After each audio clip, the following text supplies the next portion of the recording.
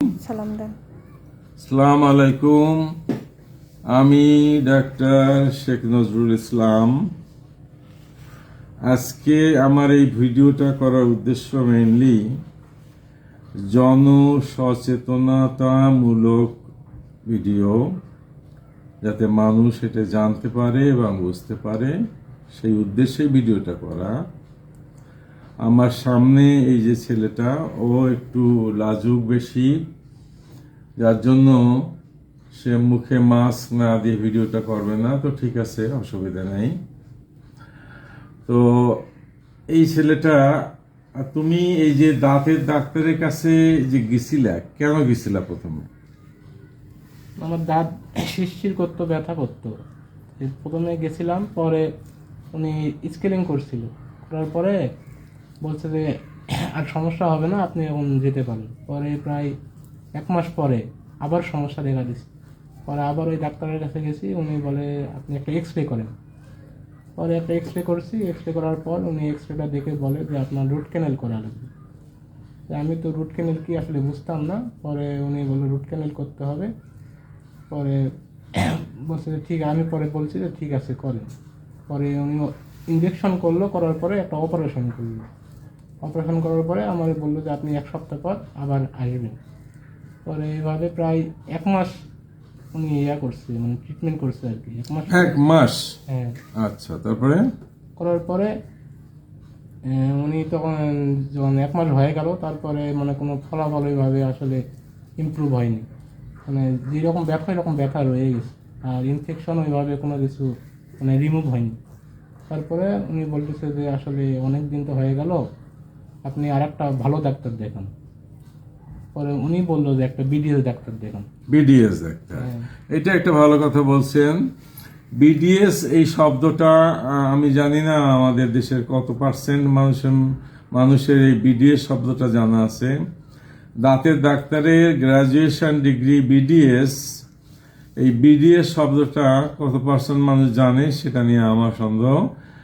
এবং আমার তো ধারণা যে এইটা জানানোর দায়িত্ব যাদের উপর, তাদেরই দায়িত্ব যে ডেন্টিস্টদের, দাঁতের ডাক্তারদের গ্রাজুয়েশন ডিগ্রিটা কি।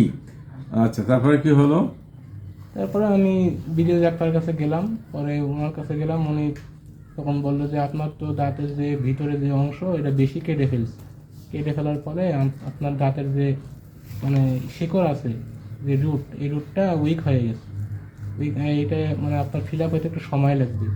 পরে উনিও প্রায় 1.5 মাসের মতো রুট ক্যানেল কোর্স প্রায় 7 থেকে 8 বার ভিজিট করাইছে। করানোর পরে উনি এক্সরে করলো, এক্সরে করে দেখলো যে আপনার এখন ইনফেকশন নাই। আচ্ছা, যাই হোক, তাহলে ওই বিডিএস ডেন্টিস্ট কাছে যাওয়ার পরে তারপরে এই জিনিসটা আপনার সাকসেসফুল হলো বলা যায়। হ্যাঁ। আচ্ছা, তারপরে উনি কি করলেন? ক্রাউন লাগিয়ে দিলেন? হ্যাঁ, ক্রাউন লাগানোর কিছুদিন পর প্রায় 1-1.5 বছর ভালো ছিল। আচ্ছা। 1.5 বছর পরে আবার আপনার মানে ব্যথা শুরু হয়।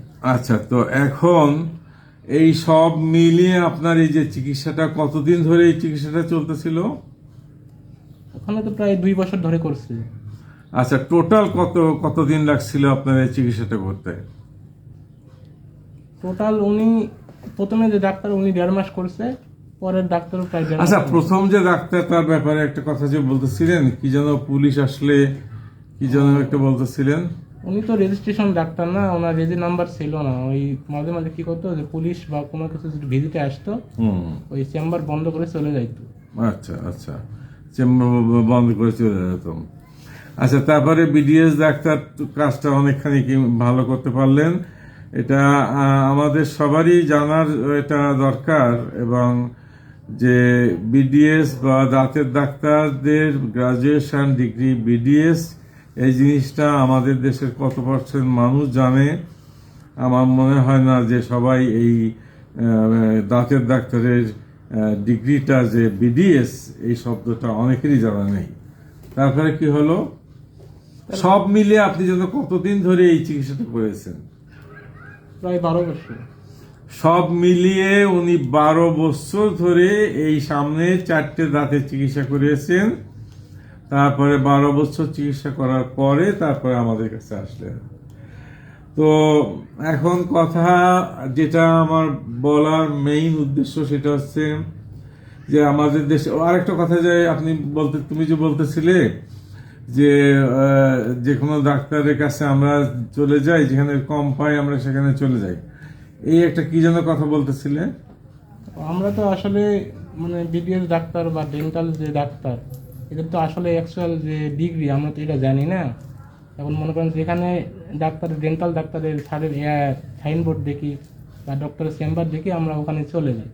হয়তো কোনো জায়গায় কম পাই, কোনো জায়গায় বেশি পাই, যেখানে কম পাই আমরা সেখানে ট্রিটমেন্ট করানোর জন্য যাই। আচ্ছা এটা আমি নিজেও করছি আর কি।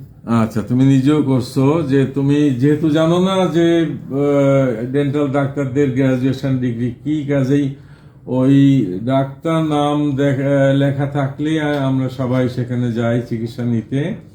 কিন্তু তারপরে আমরা যে ফ্যাসাদে পড়ি, যে সমস্যার মধ্যে পড়ি, সেটা হচ্ছে যে এই যে 12 বছর তোমার লেগে গেছে এই দাঁতের এই সমস্যাটা যেতে।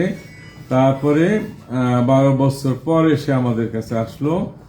তা আমার ভিডিওটা করার উদ্দেশ্য হচ্ছে যে আপনারা ঠিক আছে কম পয়সায় যদি করাতে পারেন, আমাদের দেশ গরিব দেশ, যেখানে কমে আমরা পাই সেখানে যাই, কিন্তু সেই ডাক্তারটা কোয়ালিফাইড ডাক্তার কিনা, তার কোনো কোয়ালিফাইড ডিগ্রি আছে কিনা, এগুলো জিনিস দেখে আমরা যেন সেখানে অগ্রসর হই। তা না হলে এই ছেলেটার মতো এরকম 12 বছর ধরে সাফার করা, এর থেকে আমি আরো অনেক জটিল সমস্যা দেখছি।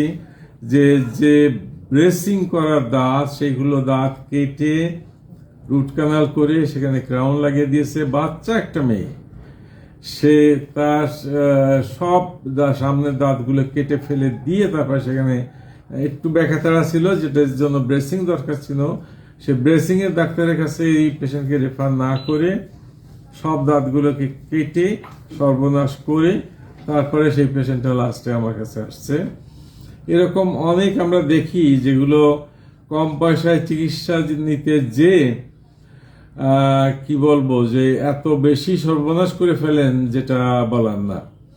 তো সবাইকে অনেক অনেক ধন্যবাদ আপনারা ভিডিওটা দেখার জন্য। Thank you very much, thank you everybody.